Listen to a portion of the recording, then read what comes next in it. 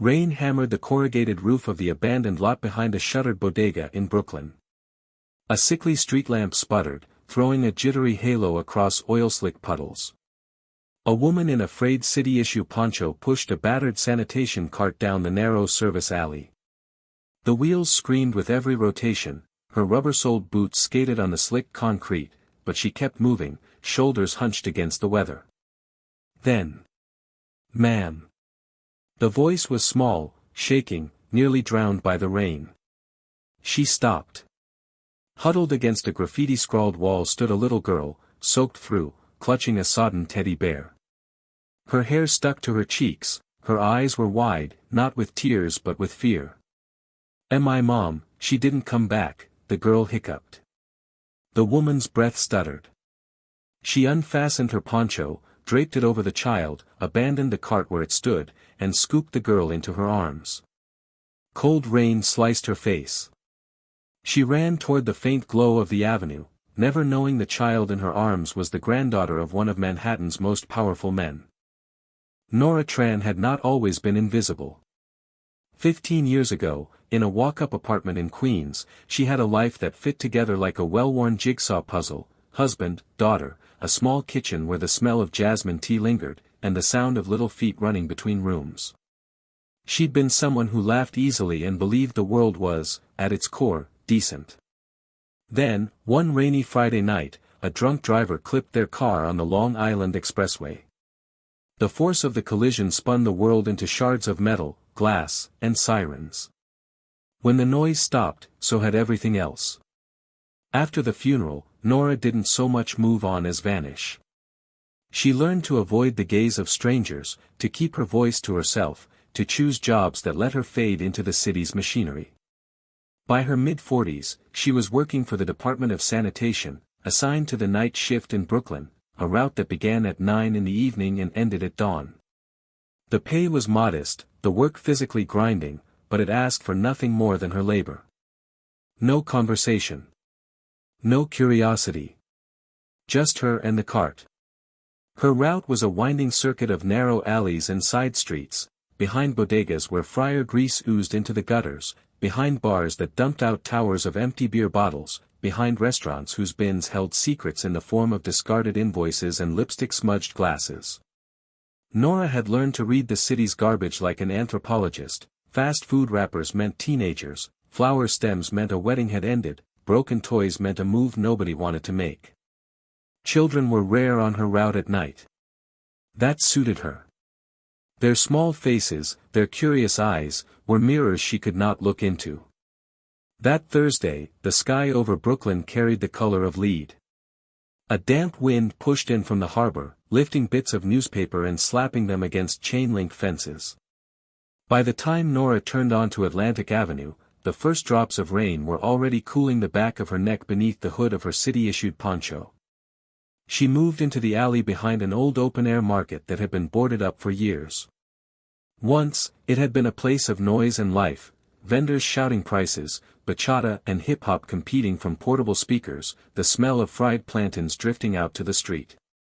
Now, the stalls were rusted skeletons, and a few stubborn tarps flapped against the wind. The alley was long and narrow, its brick walls tagged with overlapping graffiti, names, faces, declarations of love that had long since outlived the relationships. The air was thick with the metallic scent of rain and the faint stench of rotting produce from a dumpster she knew she'd have to reach in 5 minutes. Her boots squeaked on the slick pavement as she pushed the battered green cart forward. The wheels wobbled, squealing with every rotation. Her hands ached from gripping the cold metal handles, but she kept her pace. Somewhere beyond the sound of rain, the city's rhythm shifted. A siren wailed in the distance, high and insistent. Then another joined it. There was a sudden, sharp bark of a police radio, faint but distinct. Engines revved harder than they should have for a rainy night. Nora noticed but didn't care. Brooklyn always had emergencies. She kept moving. Then. "Ma'am." She stopped. The word was thin, trembling, barely above the rain's hiss. It had the strained urgency of someone calling out after gathering every scrap of courage. Nora Tran had not always been invisible. 15 years ago, in a walk-up apartment in Queens, she had a life that fit together like a well-worn jigsaw puzzle: husband, daughter, a small kitchen where the smell of jasmine tea lingered, and the sound of little feet running between rooms.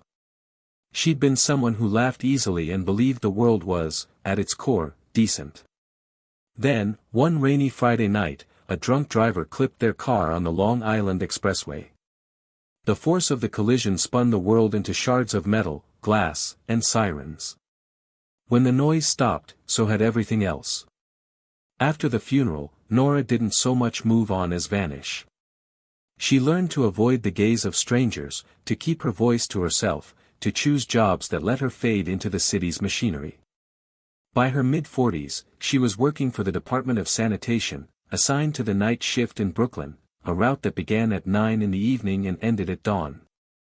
The pay was modest, the work physically grinding, but it asked for nothing more than her labor. No conversation. No curiosity. Just her and the cart. Her route was a winding circuit of narrow alleys and side streets, behind bodegas where fryer grease oozed into the gutters, behind bars that dumped out towers of empty beer bottles, behind restaurants whose bins held secrets in the form of discarded invoices and lipstick-smudged glasses. Nora had learned to read the city's garbage like an anthropologist. Fast food wrappers meant teenagers, flower stems meant a wedding had ended, broken toys meant a move nobody wanted to make.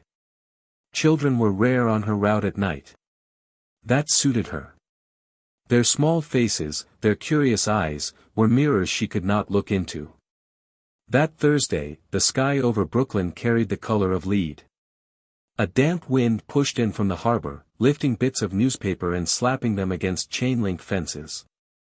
By the time Nora turned onto Atlantic Avenue, the first drops of rain were already cooling the back of her neck beneath the hood of her city-issued poncho.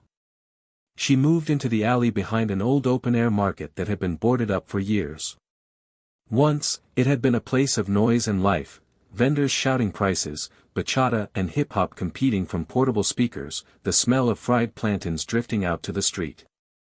Now, the stalls were rusted skeletons, and a few stubborn tarps flapped against the wind.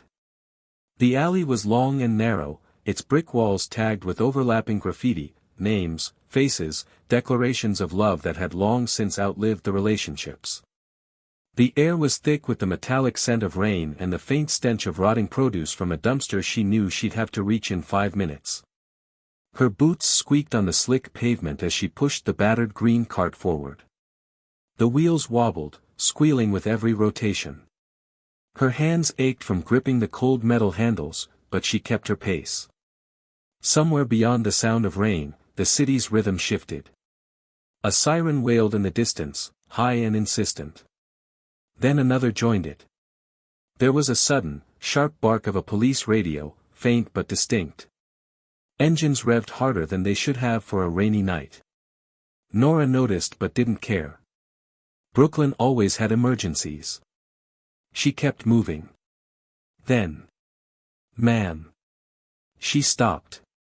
The word was thin, trembling, barely above the rain's hiss.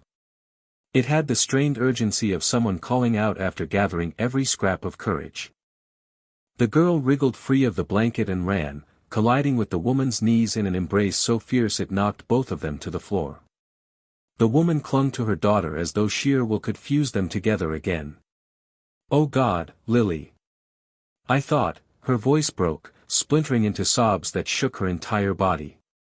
She buried her face in Lily's wet hair, whispering words too soft for anyone else to hear. Nora stepped back, giving them space, but she couldn't tear her eyes away. It wasn't joy that struck her most, it was relief, relief so raw it looked almost painful. Nora knew that feeling. She remembered the first few minutes after the accident, when she'd searched the wreckage with numb hands, desperate for a sign that her daughter had survived. She remembered how relief and horror could look almost the same in that split second before truth settled in. The man in the suit. A man appeared in the doorway, shaking rain from his overcoat. He was in his late 50s, tall, broad-shouldered, with the kind of presence that made people instinctively step aside. His hair was steel gray and immaculately cut. "Miss Carter," the desk sergeant greeted him, "We have your daughter." The woman, Maya Carter, apparently, looked up at the man with eyes still glistening. He nodded once, then turned his gaze on Nora. It wasn't a long look, but it was measured, deliberate. The kind of look that weighed a person without letting them know exactly what they'd been measured for. "Who found her?" he asked, his voice smooth but carrying an undercurrent of command. The young officer gestured toward Nora. "Ms. Tran brought her in. Found her alone in an alley off Atlantic." The man's eyes didn't leave her. "Thank you." Nora gave a small nod. "I just couldn't leave her there." The recognition. One of the officers, a tall man with freckles and a kind smile, came over to Nora's side. "You have any idea who you just helped?" Nora frowned. "I'm guessing someone important." "That's putting it mildly," he said. "Maya Carter, daughter of Elliot Carter. He's got his name on half the skyline. Carter Plaza, Carter Media, Carter Tower. Real estate, media, finance, he's big." Nora glanced toward the man in the suit, who was now crouching to speak softly to Lily. Big wasn't the word she'd have chosen. Power radiated from him like quiet electricity. The officer lowered his voice. "You probably just made the evening news." The idea made Nora uneasy.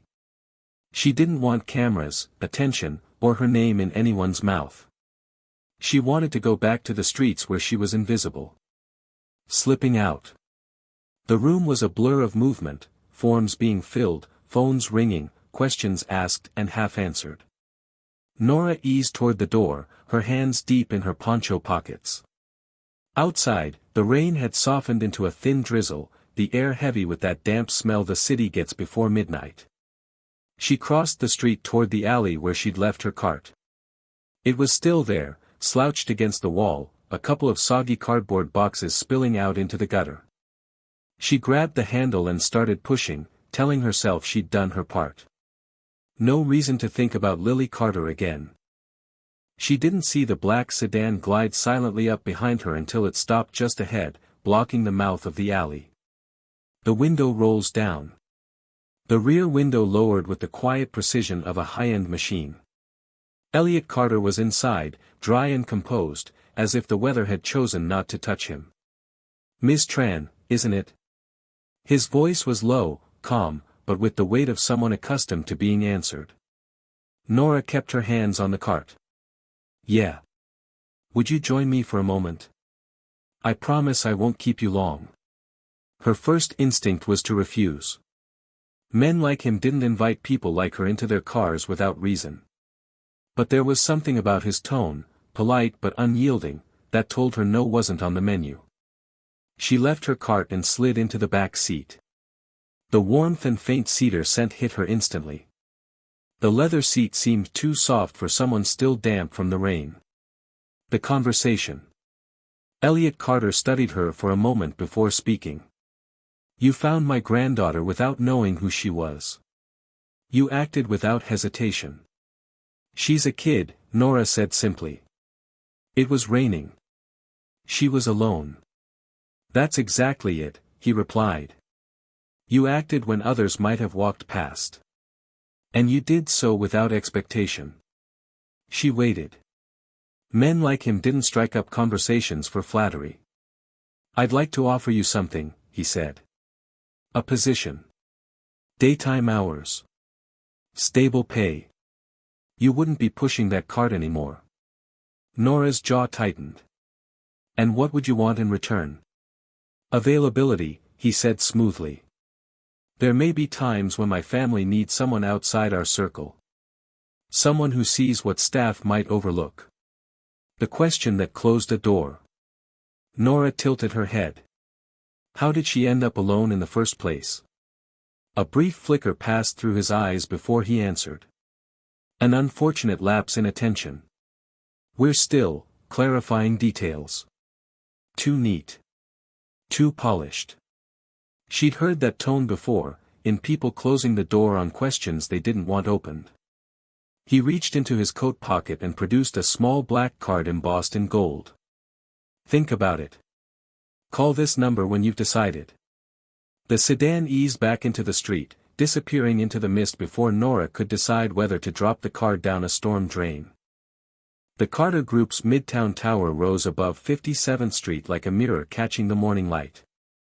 Nora stood at the base, craning her neck until the top floors blurred against the sky. She felt the weight of it, steel, glass, money, pressing down in quiet judgment. Inside, the lobby was cathedral-high and bathed in warm light. The marble floor gleamed, and a massive abstract sculpture in brushed bronze anchored the center. People moved with the precision of a choreography, dark suits, measured strides, no wasted motion. She half expected security to stop her. Instead, a receptionist with a headset greeted her by name. "Mr. Carter is expecting you."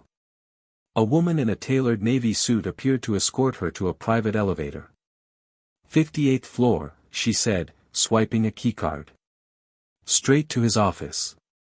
The ride up was silent except for the soft hum of the elevator's motor. The mirrored walls reflected Nora back at herself, hair still damp from the rain outside, jacket 2 seasons out of date. She resisted the urge to smooth it down. The view from above. The elevator opened onto a carpeted hallway lined with floor-to-ceiling windows. The city sprawled out below, the East River glinting in the distance. Nora followed her escort past closed glass doors, each revealing minimalist offices inside.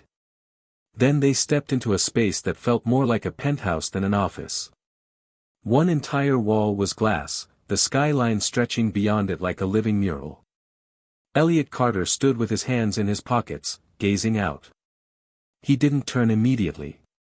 "Ms. Tran," he said at last, his voice carrying easily across the room. Nora stopped a few feet from his desk. "You said there were things I should know." "Have a seat," he replied, finally turning toward her. His suit was charcoal, his tie a deep navy. Everything about him looked like it had been chosen to convey control. The photo on the desk. He moved to his desk, slid open a leather folder, and laid a photograph in front of her. It showed the rear of a black SUV, rain streaking the frame. The license plate was blurred, the taillights glowing in the gloom.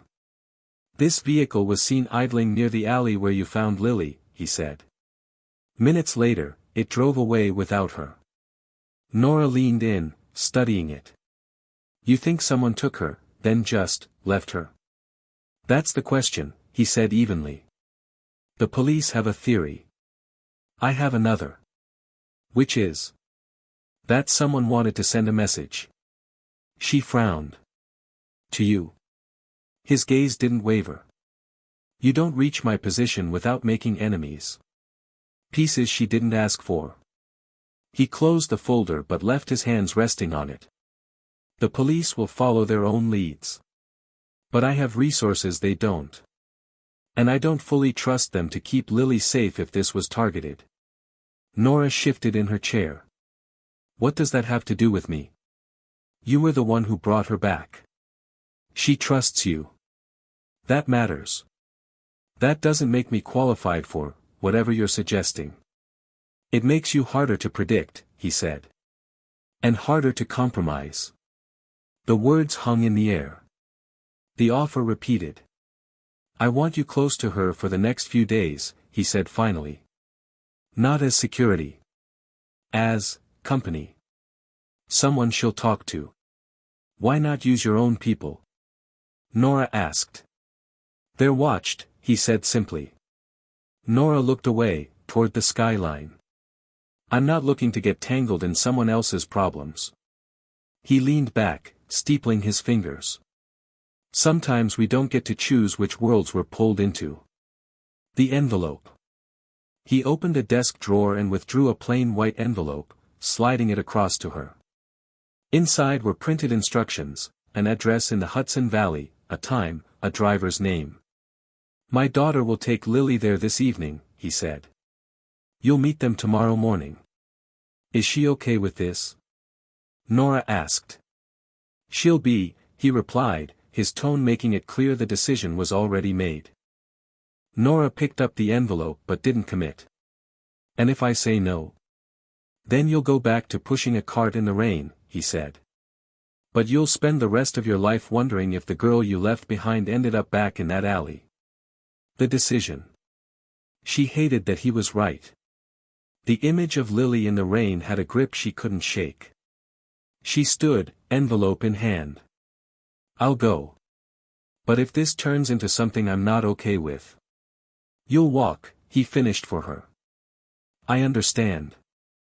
For the first time, his expression softened, but only slightly. "Thank you, Miss Tran. My granddaughter is everything." Leaving the tower. The escort in navy reappeared to lead Nora back to the elevator. As the doors closed, she caught one last glimpse of Carter standing at the window again, hands behind his back, looking out at the city as if it were a chessboard. On the street below, the noise of Midtown crashed back into her ears, honking horns, the hiss of buses, the chatter of tourists. She tucked the envelope inside her jacket and started toward the subway, telling herself it was just a few days. But in the back of her mind, a small voice whispered, "You don't spend decades building power like his without making enemies who play for keeps." The black SUV purred quietly at the curb outside Nora's building. The driver, a tall man in a dark jacket, stepped out and opened the rear door without a word. "Hudson Valley," he said simply. Nora climbed in, feeling the cool leather under her palms. The faint scent of cedar and something sharper, maybe cologne, hung in the air. She glanced once at the driver through the partition glass. His expression was neutral, but there was a certain stiffness to his shoulders, as though the trip was less routine than it appeared. The drive north. They cut through the city's morning traffic, weaving past delivery trucks and yellow cabs. She unpacked lightly, mostly to keep her hands busy. The quiet pressed in on her, so thick she could hear the faint tick of a clock somewhere down the hall. Meeting Lily again. It was late afternoon when the sound of tires on gravel pulled Nora to the window. A second black SUV pulled up, and Lily spilled out before the driver had fully stopped. She was smiling now, her teddy bear tucked under one arm, but her eyes lit up even more when she spotted Nora in the doorway. "You came." Lily ran over and wrapped her arms around Nora's waist. "Of course I did," Nora said, kneeling to meet her gaze. "Couldn't let you have all the fun without me." Maya Carter followed behind, her hair loose over a cream sweater. She looked tired in the way that makeup couldn't hide, but her expression softened when she saw Lily holding on to Nora. "Thank you," she said quietly. "I know my father can be persuasive. But it means a lot to have someone Lily trusts." Dinner at 7. By the time they gathered in the dining room, the sun had set behind the hills, leaving only the fog and the faint glow of lanterns outside. Dinner was a formal affair: roasted chicken, garlic mashed potatoes, green beans. Mrs. Hagan served but did not sit, moving silently between the table and the sideboard. Lily chattered between bites, telling Nora about a book she'd started reading. Maya smiled and nodded, but Nora noticed her gaze drifting toward the tall windows more than once. Halfway through the meal, the driver from earlier stepped in, murmured something to Hagan, then disappeared again. No one explained why. The night's quiet. After dinner, Nora walked Lily to her room, a space even grander than the guest suite, with a canopy bed and shelves lined with storybooks. Lily climbed in without protest, clutching her teddy bear. "Will you stay close?" she asked, her voice small. Nora nodded. "Just down the hall." It was close to midnight when Nora stepped into the hallway for a glass of water. The house was still, but the air seemed heavier than before, as if the fog had seeped inside. That was when she heard it, soft, deliberate footsteps coming from further down the hall. Not hurried, but steady. She froze, listening. The creak of the door at the far end of the hallway sent a chill up Nora's spine. For a moment she stood frozen, the glass of water in her hand forgotten.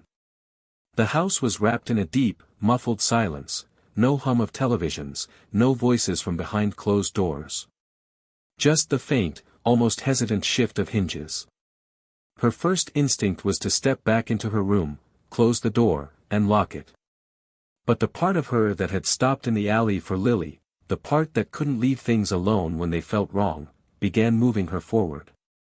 Approaching the door. Her boots were soft-soled, but the old wood floor betrayed her anyway, groaning faintly under her weight. The sliver of shadow spilling from the partially open door widened slightly as she drew closer. Inside, the air felt cooler, as if a window had been left open. She caught a faint scent of damp earth, mingled with something metallic. She nudged the door just enough to see. Inside the room. It wasn't a bedroom. More like an office, or a planning space. A single desk lamp cast a pool of yellow light over a large wooden table covered in papers. The rest of the room lay in shadow. On the table, maps were spread out, weighted at the corners by glasses of half-drunk water. One map was clearly of Brooklyn, with several streets marked in red. Another showed the neighborhood around the Hudson estate, a small X penciled in the hedge maze. Nora's eyes moved to a stack of photographs. The top one was of the alley where she had found Lily. Another, half buried beneath it, made her pulse jump. It was a zoomed-in shot of Lily herself, taken from a distance. The man in black. A shadow moved in the corner of the room. "Who's there?" A man's voice said sharply. He stepped into the light, tall, dressed in black from neck to boots, his face partially shadowed. The skin around his eyes was tight, watchful. "You shouldn't be here," he said. His voice was low, calm, but with a thread of steel in it. "I could say the same to you," Nora replied, forcing her tone steady. The man moved toward the table, sliding a hand over the photographs as if to hide them. "This room is private." "I noticed," Nora said. "So is taking pictures of a child without her family knowing." His jaw tightened. "Leave. Now." The disruption. From somewhere downstairs, a door slammed hard enough to rattle the desk lamp. Both of them turned toward the sound. The man glanced back at her, his expression unreadable. "You didn't see this," he said, his tone suddenly urgent. "If you want to keep that little girl safe, you'll forget this room exists." Before Nora could respond, he was already moving toward the far corner of the room. A second door, one she hadn't noticed, opened silently, and he slipped through it. The door closed without a sound. Back in the guest room. Nora returned to her room, locking the door behind her. Her pulse was still thudding in her ears. Lily was sitting up in bed, rubbing her eyes. "You left," she murmured. "I just needed water," Nora said. Lily tilted her head. "You heard them, didn't you?" Nora's stomach tightened. "Heard who?" "The footsteps," Lily whispered. "They come every night. Sometimes they stop outside my door." Nora crossed the room, kneeling beside her. "When did that start?" "Since we came here," Lily said simply. Then she pulled the blanket up to her chin and closed her eyes. Restless night. Nora sat in the armchair by the window for the rest of the night, watching the fog crawl across the garden below. Twice she thought she saw movement in the hedge maze, a dark figure slipping between the rows, but when she leaned closer to the glass, the mist thickened and swallowed the shape whole. By morning, the air was sharp and cold, the fog burning off into thin threads. Nora didn't bother trying to sleep. Breakfast and watching eyes. Mrs. Hagan was already in the dining room when Nora came down with Lily. Breakfast was a quiet spread, scrambled eggs, toast, fresh fruit. "Did you rest well?" Hagan asked, her tone polite but her eyes unreadable. "Well enough," Nora said. Halfway through the meal, the driver stepped into the doorway, speaking in a low voice to Hagan. Nora caught the briefest glance they exchanged before he left, quick, pointed, as if confirming something. The locked door. Later, when Lily was in the sitting room with a storybook, Nora returned to the upstairs hallway. She found the same door from the night before, now closed tight. She tried the handle, locked. Looking for something? Nora turned. Hagen was at the far end of the hall, hands folded neatly in front of her. Just exploring, Nora said. Some rooms are private, Hagen replied. Her tone wasn't unkind, but there was no mistaking the warning in it. Nora sat on the edge of the bed, the folded paper resting in her palm. The crude drawing was simple, a rough outline of the estate, the hedge maze dominating the back lawn. At its center, a small X marked a spot like a pin driven into a map. There was no name, no handwriting she recognized. Whoever had left it had done so quietly enough to avoid waking her or Lily. She stared at the X until the lines blurred. Whoever drew this wanted her to see it. That meant one of two things, either it was a warning, or a trap. Stepping outside. By the time the grandfather clock in the hallway chimed 11, the house had gone still. Nora slipped on her jacket, stuffed the map into the pocket, and stepped into the hall. She moved past Lily's room, pausing just long enough to hear the girl's slow, even breathing. Downstairs, the sitting room lamps were off, and the only light came from the spill of moonless gray seeping through the glass doors to the terrace. The fog had thickened again, curling around the hedges like smoke. She eased open the door and stepped out. The cold dampness clung to her skin immediately. Somewhere in the distance, an owl called once, then went silent. The entrance to the maze. Up close, the maze looked even taller, the hedges dense and black in the fog. The gravel path into it stretched only a few feet before turning out of sight. She unfolded the map and studied it by the light of a small flashlight she'd brought from her bag. According to the sketch, the quickest route to the X was a series of 3 left turns, a right, and then a long straight section leading into the center. She took a breath and stepped inside. The maze walk. The sound changed instantly, outside noises muffled, her own footsteps suddenly louder against the gravel. The air smelled faintly of damp earth and clipped leaves. She moved slowly, flashlight beam skimming over the path ahead, checking for anything that looked wrong. The first left turn came quickly. The hedges seemed to lean inward, narrowing the path. A few more turns, and she realized how easy it would be to lose her bearings in here. Halfway down a long straight section, she thought she heard something, soft, rhythmic, like the drag of a shoe over gravel. She froze, listening. It stopped. The center. The last turn opened into a small circular clearing at the maze's heart. The hedges curved around it, forming a perfect green wall. In the middle stood an old wooden bench, weathered gray and slick with moisture. On the bench lay a plastic bag, knotted at the top. Nora approached slowly, every nerve in her body on alert. She crouched and untied the knot. Inside were several items. A small pink hair clip shaped like a butterfly. A crumpled receipt from a gas station in Queens, dated 2 nights ago. And a cell phone, its screen spiderwebbed with cracks. When she pressed the power button, the screen lit up briefly, revealing the lock screen photo, Lily, smiling, on what looked like a sunny playground. The footsteps return. The sound came again, footsteps, this time closer. Slow. Measured. Nora killed the flashlight and straightened, the bag still in her hand. The clearing fell into darkness, the fog pressing close. The steps stopped just beyond the hedge wall.